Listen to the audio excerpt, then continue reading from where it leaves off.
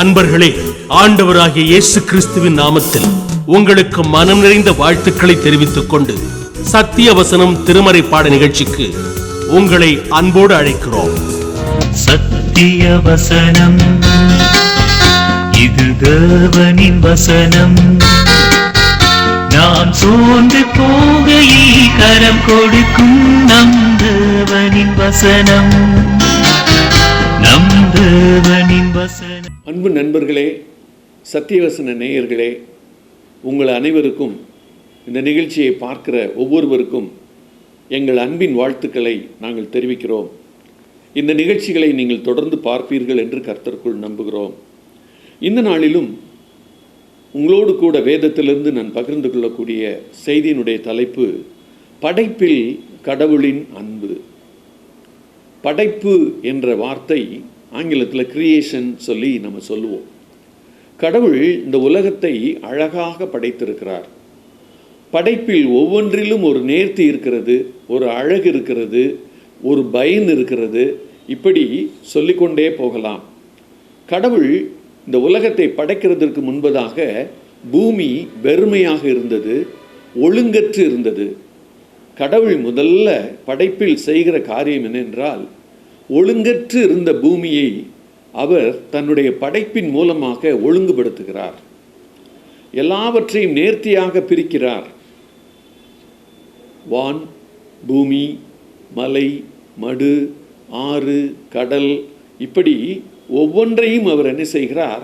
மிக அழகாக நேர்த்தியாக படைக்கிறார். சூரியனையும் சந்திரனையும் கூட அவர் படைப்பது எதற்காக படைக்கிறார் என்றால், கால குறிப்புக்காக, இரவு பகல் வரவேண்டும் என்பதற்காக. முழு உலகத்தின் ஒரு பகுதி இருளாக இருக்கிற அதே நேரத்தில் மற்றொரு பகுதி வெளிச்சமாக இருக்கிறது. அண்ட சராசரங்களை படைத்தவர் அவைகளை ஒழுங்கும் நேர்த்தியுமாய் படைத்திருக்கிறார். ஒரு வரியில் சொல்ல வேண்டும் என்று சொன்னால், ஆண்டவருடைய படைப்பில் குறை காணுவது கடினம். ஆண்டவருடைய படைப்பு அவ்வளவு நேர்த்தியானது, அவ்வளவு அழகானது. ஒரு கேள்வியை நாம் கேட்டு பார்க்கலாம். இவ்வளவு அழகாக இந்த உலகத்தை படைத்திருக்கிறாரே, யாருக்காக இந்த உலகத்தை படைக்கிறார்? ஒரு நோக்கம் வேண்டும் அல்லவா? ஆண்டவர் இந்த உலகத்தை படைத்தது மனிதன் அங்கே உயிர் வாழ வேண்டும். மனிதன் அவருடைய படைப்பை மிகவும் மிகவும் ரசித்து வாழ வேண்டும். அதில் வரக்கூடிய எல்லா பயனையும் அவன் அனுபவிக்க வேண்டும். இதற்காகத்தான் மனதில் யோசித்து படைக்கிறார். இவைகளெல்லாம் படைத்து விட்டுத்தான் மனிதனை படைக்க அவர் திட்டமிடுகிறார். என்ன ஒரு நேர்த்தி பாருங்கள், என்ன ஒரு அழகான திட்டமிடல் பாருங்கள். நம்மெல்லாம் திட்டமிடுவோமானால் நிறைய சொதப்புவோம். எதை முதல்ல செய்யணுமோ எதை பிறகு செய்யணுமோ மாற்றி மாற்றி செய்வோம். ஆனால் கடவுளுடைய ஞானம், அவருடைய வல்லமை, இதெல்லாம் நீங்கள் பார்த்தீங்கன்னா மிகவும் நேர்த்தியாக முதல்ல எல்லாத்தையும் படைச்சு முடிச்சுட்டு, மனிதனுக்கு தேவையான உணவு உட்பட அனைத்தையும் தாவர வடிவிலும், கனி வடிவிலும், காய் வடிவிலும், மரம், மட்டை எல்லாவற்றையும் அவர் படைச்சிட்டு படைப்பின் இறுதியிலே 6 நாட்கள் எல்லாவற்றையும் படைக்கிறார். அந்த 6ஆவது நாள் என்ன செய்கிறாருன்னு சொன்னால், பூமியில் இருக்கக்கூடிய மண்ணை எடுத்து தன் சாயலிலே உருவத்தை செய்கிறார். அந்த சாயலை செய்து முடித்த பிறகு தன்னுடைய சுவாசத்தை ஊதுகிறார். இது ஒரு பெக்யூலியர் ஒரு நிகழ்ச்சி. உலகத்தில் வேத புத்தகம் மாத்திரமே மனிதனுக்கு சுவாசம் எப்படி வந்தது என்கிற வரலாறை நமக்கு எடுத்து சொல்லுகிறது. வேறு எங்கும் நீங்கள் பார்க்க முடியாது. தன்னுடைய சுவாசத்தை மனிதனுக்கு கொடுக்கிறார். கொடுத்தவுடன் அவன் என்னவாக மாறிவிடுகிறான்? ஆவி, ஆத்மா, சரீரம் உள்ளவனாக மாறிவிடுகிறான். இதுதான் கடவுளுடைய அழகான ஒரு திட்டம், மிக நேர்த்தியான திட்டம், மிக வல்லமை நிறைந்த ஒரு திட்டம். அதில் காட்ஸ் பவர் இருக்குது. மனிதன் உருவாக்கப்பட்டதில் அவன் விடுகிற ஒவ்வொரு மூச்சும், ஒருவேளை நம்ம சொல்கிறோம் மூச்சு நின்னா வாழ்க்கை முடிஞ்சிருச்சுன்னு நம்ம சொல்கிறோம். ஆனால் அந்த மூச்சு ஆரம்பிக்கிற சிறு குழந்தையை நீங்கள் கவனித்து பார்த்துருக்கிறீர்களா? தாயின் கருவில் இருக்கும்போதே, வளரும்போதே அது என்ன செய்கிறது? அங்கிருந்து தன்னுடைய சுவாசத்தை ஆரம்பிக்கிறது. ஏனென்றால் கடவுளுடைய படைப்பு, மனிதன் அடுத்தடுத்து பிறக்கிறவங்க எல்லாரும் சுவாசத்தை உடையவர்களாக அவர்கள் இருக்க வேண்டும். சுவாசமுள்ள மனிதன். இந்த சுவாசத்தை முதல்ல ஊதி அவனுக்குள்ள ஸ்டார்ட் பண்ணவர் யாருன்னா கடவுள் தான். இன்று அருமையான இதை கேட்டுக்கொண்டிருக்கிற நண்பர்களே, மூச்சு விடும்போது என்னைக்காவது நம்ம யோசித்திருக்கோமா, இந்த மூச்சின் ஆரம்பம் கடவுள் தான். இந்த மூச்சு எவ்வளோ நாள் நமக்கு கொடுக்குறாரோ அவ்வளோ நாள் நம்ம இந்த உலகத்தில் உயிர் வாழ்வோம். நம்முடைய வாழ்க்கையே கடவுள் கையில் தான் இருக்குது. ஏனென்றால் சுவாசத்தை கொடுக்கிறவர் அந்த சுவாசத்தை நிறுத்தி எப்போது வாழ்க்கையை முடிக்க வேண்டும் என்பதையும் அறிந்திருக்கிறார். மனிதனுடைய வாழ்க்கை என்பது நம்ம கடவுளை நமக்கு தெரியுதோ இல்லையோ, கடவுளுக்கு நம்ம நல்லா தெரியும். இந்த உலகத்தில் வாழ்கிற ஒவ்வொரு மனிதனையும் அவர் அறிவார். படைப்பு கடவுளுடைய அன்பை வெளிப்படுத்துகிறது என்று தலைப்பிலை நான் உங்களுக்கு சொன்னேன். படைப்பு எப்படி கடவுளுடைய அன்பை வெளிப்படுத்தும்? எப்படி அன்பை வெளிப்படுத்தியதுன்னு சொன்னால், மனிதனுடைய தேவைகள் எல்லாவற்றையுமே முன் உணர்ந்து அவனுடைய வாயை திறந்து அவனுக்கு இது வேணும்னு கேட்கறதுக்கு முன்னாலேயே உருவாக்கி வைத்தவர் தான் கடவுள். அங்கே தான் அவருடைய அன்பு தெரியுது. அவருடைய படைப்பில் அவருடைய அன்பு விளங்குகிறது. படைப்பு மாத்திரம் இந்த உலகத்தில் இயங்கவில்லை என்று சொல்லி ஒரு நிமிடம் நம்ம யோசித்து பார்த்தால் உலகம் அப்படியே ஸ்தம்பித்து நின்றுவிடும். கடவுள் படைக்கப்பட்ட எல்லாவற்றையும் இயங்க செய்கிறவர். அதுக்கு எல்லாத்துக்கும் ஒரு ஸ்டார்ட் கொடுத்துட்டாரு. அது அப்படியே இயங்கிக்கிட்டே இருக்குது. இந்த உலகத்திற்குள்ளாக மனிதனை மிக நேர்த்தியாக படைத்து விட்டார். படைத்த பிறகு அடுத்தவர் செய்கிற ஒரு காரியம், மனிதனுக்கு ஏற்ற துணையையும் அவரே படைக்கிறார். படைக்கப்பட்ட முதல் மனிதனுக்கு அவரே ஆதாம் என்று பெயரிடுகிறார். அந்த ஆதாம் அயர்ந்த நித்திரை அவனுக்கு வரப்பண்ணி அவனுடைய விலா எலும்பை எடுத்து ஏவாள் என்கிற அருமையான பெண்ணை அவனுக்கு படைத்து அன்பளிப்பாக கொடுக்கிறார். நாம் நினைக்கிறோம் இந்த உலகத்தில் ஆண் பெண் 2 ஜாதி தான் இருக்குன்னு சொல்கிறவங்க உண்மையிலே சரியான வார்த்தையை தான் சொல்லுகிறார்கள்.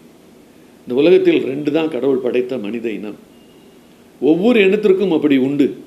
அதில் நீங்கள் மனுஷனை மட்டும் நீங்கள் யோசித்து பார்ப்பீங்கன்னா அவனுக்கு அழகாக ஒரு சிந்திக்கும் ஆற்றலையும் தன்னை போல சாயலில் இந்த உலகத்தில் நடமாடும் ஒரு ஆற்றலையும் உருவாக்கி படைத்திருக்கிறார். ஏன்னா அவருக்கு என்ன நோக்கம் இருந்துச்சுன்னு சொன்னால், மனிதன் மீது பூரண அன்பு அவருக்கு இருந்துச்சு. 100% லவ். அந்த 100% லவ் இருந்ததுனால தான் இவ்வளத்தையும் படைக்கிறாரு.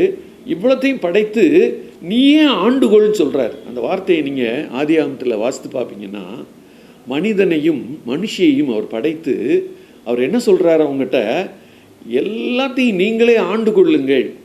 எவ்வளவு அன்பு இருந்தாலும் அந்த வார்த்தையை அவர் சொல்லியிருப்பார். ஏன்னா மனிதனுக்கு மீது அவருக்கு என்ன இருந்தது? அன்பு இருந்தது.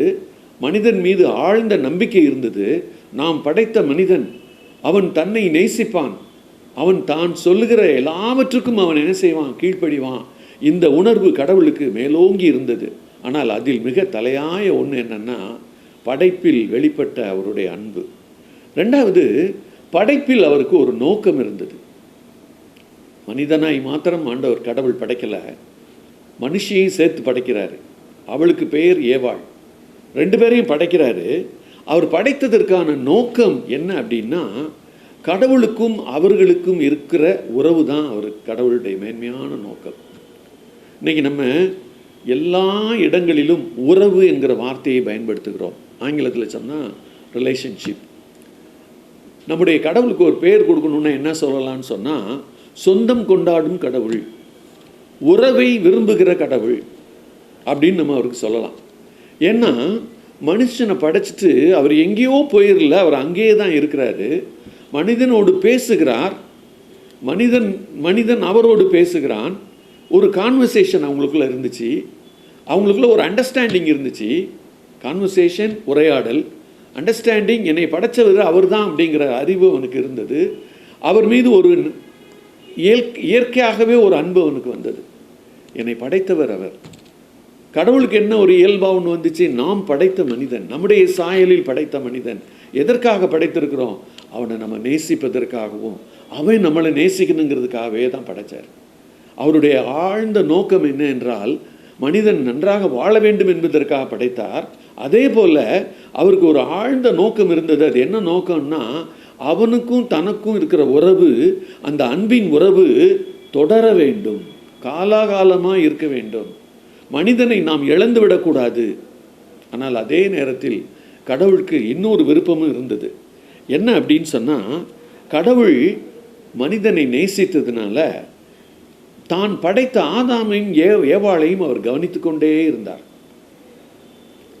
அப்படி கவனித்து கொண்டிருக்கும் போது தான் அவங்களுக்கு ஒரு சின்ன காரியத்தை சொல்கிறாரு, செய்ய சொல்லியே சொல்கிறார். நான் எல்லாத்தையும் படைச்சிட்டேன், நீங்கள் இதை பண்படுத்துறதுக்காகவும் இதை காப்பாற்றுவதற்காகவும் காத்து கொள்ளுகிறதற்காகவும் பொறுப்பை கொடுக்குறேன். இப்போ நீங்கள் என்ன செய்யுங்க, நான் படைக்கப்பட்ட எல்லா மிருக ஜீவன்களுக்கும் எல்லா தாவரங்களுக்கும் நீங்களே பேர் வைங்க. பாருங்கள், எவ்வளோ அன்புள்ள தேவன். அந்த உறவு என்ன உரிமை அங்கே ஏற்படுத்துகிறது? நான் படைச்சிட்டேன்னு நான் ஃபுல்லாக டாமினேட் பண்ணலப்பா, உனக்கு அந்த உரிமையை கொடுக்குறேன், நீ பேர் வை. ஒவ்வொன்றுக்கும் நீ என்ன பேர் வைக்கிறியோ அதுதான் பேர். அவர் என்ன பேரிட்டிருப்பான் என்பதை பார்க்கறதுக்கு அங்கே கடந்து வருகிறார். அந்த அன்பின் உறவு என்ன செய்யும் தெரியுமா? கவனிக்கும்.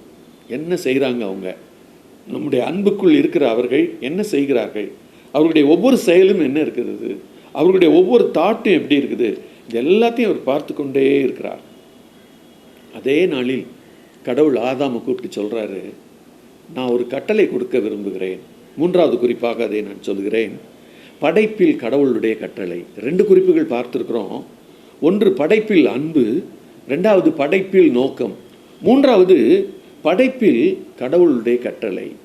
இந்த ஒரு இடம் வரும்போது வேதத்தை வாசிக்கிற எல்லாருக்குமே எழும்புகிற கேள்வி என்ன? இப்படியே நம்மளை விட்டுருந்தான் நல்லா இருந்திருக்குமே. மனிதனையும் மனுஷியையும் கடவுள் படைத்து விட்டு அவர்களோடு பேசுவதற்கும் அவர்களோடு உறவாடுவதற்கும் அவர்கள் கடவுள் என்கிற ஸ்தானத்தை அவர்கள் புரிந்து கொண்டு அவரோடு பழகுவதற்கும் அந்த தொடர்பு நீடித்திருக்குமானால் எவ்வளவு நன்றாக இருக்கும். ஆனால் என்ன நிகழ்ந்தது? அவர் என்ன செய்கிறார் என்று சொன்னால், மனிதனுக்கு ஒரு கட்டளை கொடுக்கிறார். நீங்கள் இந்த தோட்டத்தில் உள்ள எல்லாத்தையும் நீ சாப்பிடலாம், எல்லாத்தையும் நீ பயன்படுத்திக்கலாம், ஒரே ஒரு மரத்துக்கிட்ட நீ போகாத, அந்த மரத்தின் கனியை நீ புசிக்காத, சாப்பிடாத. இவ்வளோ பெரிய ஆண்டவர் இந்த ஒரே ஒரு கட்டளையை மாத்திரம்தான் கொடுக்குறாரு. வேறு எதுலேயும் உங்களுக்கு லிமிட்டேஷனே இல்லை, வேறு எதுலேயுமே கட்டுப்பாடே ஒரு விதிக்கலை.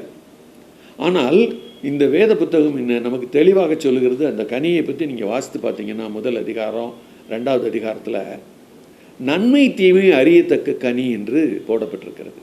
நீங்கள் உற்று பாருங்கள், அந்த கனியினுடைய தன்மை என்ன போடப்பட்டிருக்குது? நன்மை தீமை அறிகிற கனி. அப்போ கடவுள் மனுஷனை நன்மை மாத்திரம் அறிந்து கொள்கிறவனாக அவர் படைத்திருந்தார். அவரை அறிந்து கொள்வதற்காகவும் நன்மையை மாத்திரம் அறிந்து கொள்வதற்காக அவர் படைத்தார். தீமை என்று உலகத்தில் ஒன்று இல்லை. ஆனால் வேத புத்தகம் ஒரே ஒரு தீமையை நமக்கு எடுத்து சொல்லுகிறது. அந்த தீமை என்னன்னு சொன்னால், சாத்தான்கிற ஒரு வார்த்தை, பிசாசுங்கிற ஒரு வார்த்தை. நீங்கள் முதல் அதிகாரங்களிலே படிக்கும்போதே ஆதியாகமம் 3வது அதிகாரத்தில் ஒரு கான்வர்சேஷன் வருது, ஒரு உரையாடல். இந்த சாத்தான் எங்கிருந்து முளைத்தான்? வேத புத்தகம் சொல்லுகிறது. ஏசாயா 14ஆம் அதிகாரம் 11லிருந்து 17 வரைக்கும் நீங்கள் வாசித்தீங்கன்னா, அதே போல் எசேக்கியேல் 28வது அதிகாரம் 12லிருந்து 19 வரைக்கும் வாசித்தீங்கன்னு சொன்னால், கடவுள் மனிதனை படைக்கிறதுக்கு முன்பதாக வானமண்டலங்களில் தூதர்களும் அவர்களும் கடவுளும் இருக்கிறார்.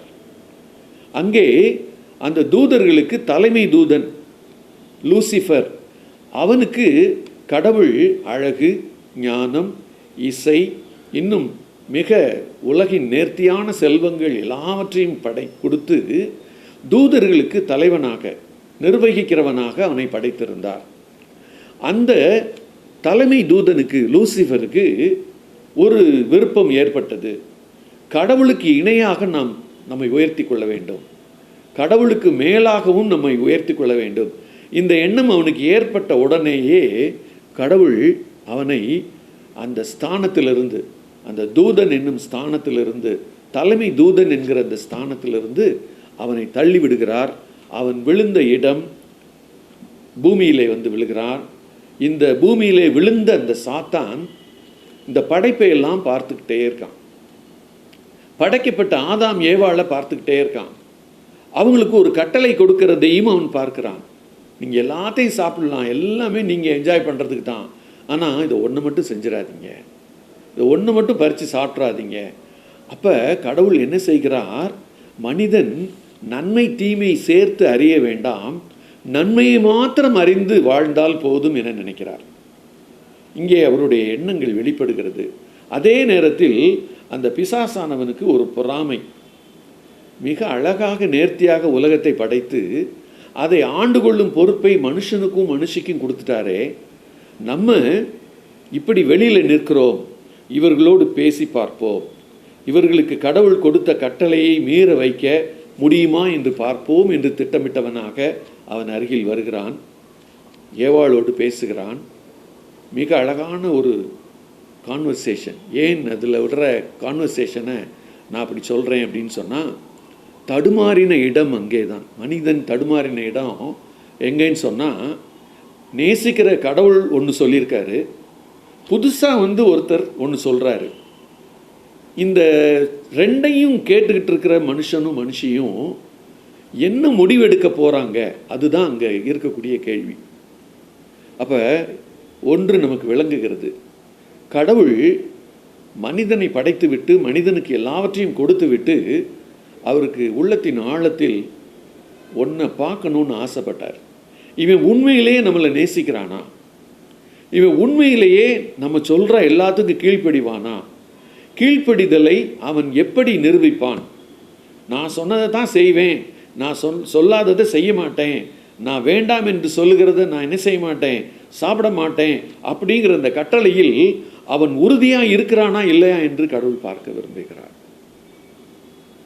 அந்த விருப்பத்தை மனதில் வைத்து தான் படைப்பில் ஆண்டவர் அவனுக்கு கட்டளை கொடுக்கிறார். அன்பு, நம்பிக்கை, கீழ்ப்படிதல், இந்த 3 வார்த்தைகளை நாம் கேள்விப்பட்டிருக்கிறோம். இந்த 3க்கும் நெருங்கின தொடர்பு இருக்கிறது.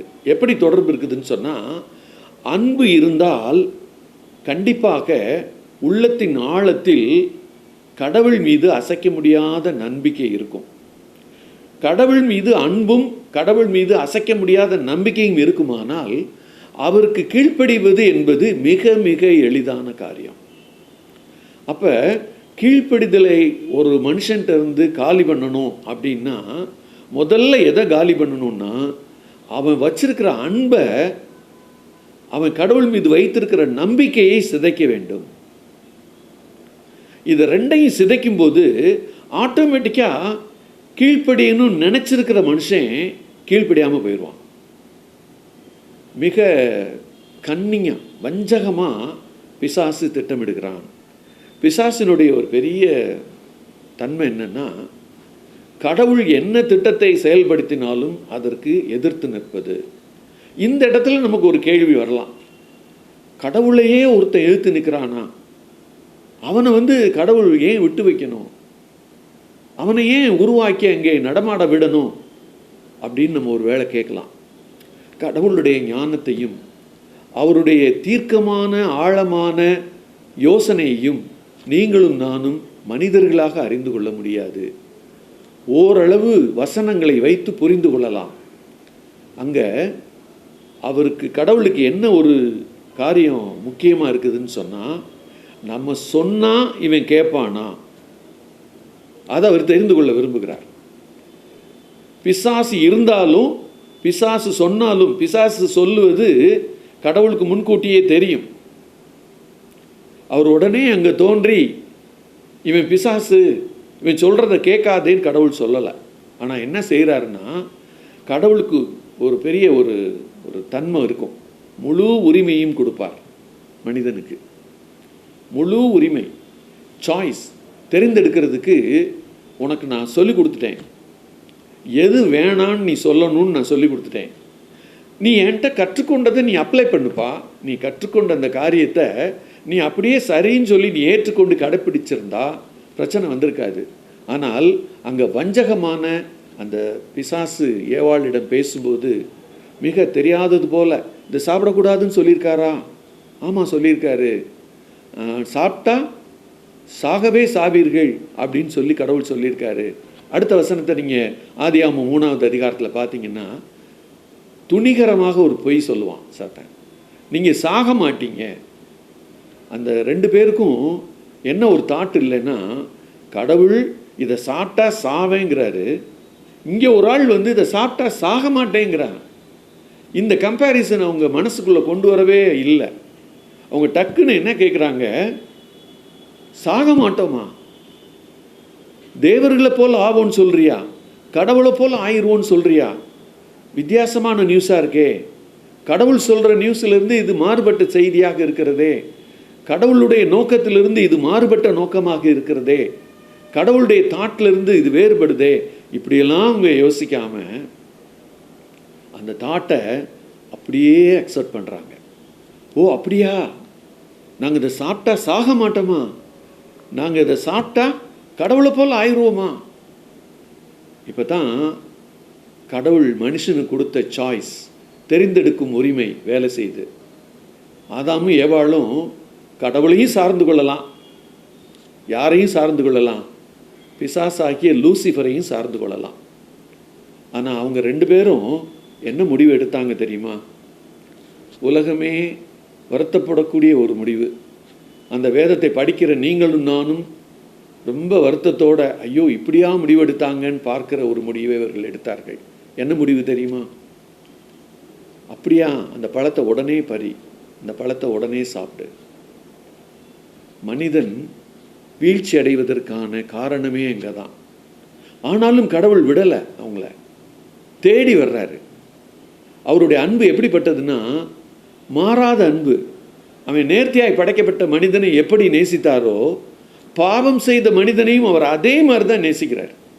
கொஞ்சம் கூட அன்பில் வேறுபாடு இல்லை. நம்மளாக இருந்தால் என்ன செய்வோம், இவன் இதை செலக்ட் பண்ண அடுத்த நிமிஷமே நம்ம அன்பை மாற்றிடுவோம். ஆனால் அவர் என்ன செய்கிறாருன்னா, நோ, அவன் மேலே நான் வச்ச அன்பை நான் மாற்ற மாட்டேன். உங்களுக்கு ஒரு வாக்குத்தத்தம் கொடுக்குறாரு. நான் என்ன செய்வேன், ஏற்ற காலத்தில் என்ன செய்வேன், ஸ்திரீயின் வித்துக்கும் உன் வித்துக்கும் பகையை உண்டாக்கி நான் சிலுவையின் உன்னை ஏற்படுத்தி இயேசு என்கிற என்ற சொந்த குமாரனை அனுப்பி உன்னை நான் மீட்டுக்கொள்வேன். உன்னை பாவமான இந்த முடிவை எடுத்து நீ பாவ கடலிலே உன்னை தள்ளின இந்த நிலையிலிருந்து நான் உன்னை சிலுவையின் மூலமாக தூக்கி எடுப்பேன். சிலுவையில் இரத்தத்தின் மூலமாக உன் பாவத்தை நான் மன்னித்து உன்னை நான் என்னுடைய பிள்ளையாக மாற்றுவேன் என்கிற அந்த புதிய திட்டத்தை ஆண்டவர் அங்கேயே சொல்கிறாரு. அவங்கள விசாரித்து கடவுள் அவங்கள சபிக்கலை. இந்த இடத்துல நீங்கள் வாசித்து பார்த்தீங்கன்னா, நான் சொல்கிறத கேட்காம போயிட்டு இல்லை இப்படி ஆயிரும் அப்படி ஆயிரும்லாம் சொல்லலை. அந்த தோட்டத்தை விட்டு அவர் வெளியேற்றினார். மற்றபடிக்கு கடவுள் அவர்களுக்கு படைத்த எதையும் பறித்து கொள்ளவில்லை. அந்த தேவைக்கு எல்லாம் கடவுள் படைச்சதை தான் அவங்க வாழ்ந்தாங்க.